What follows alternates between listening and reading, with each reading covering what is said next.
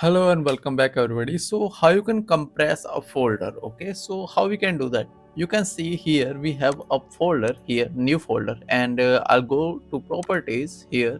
You can see 8.96 MB. Okay, so this is the size of this folder. Okay, now how can I compress it?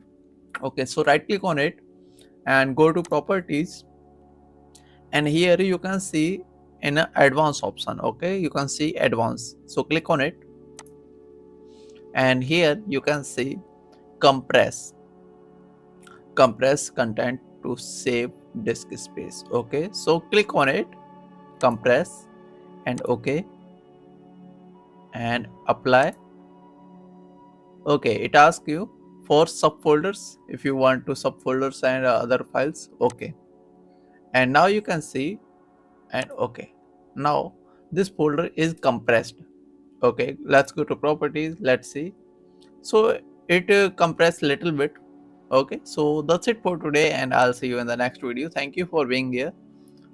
If you like this video, please subscribe.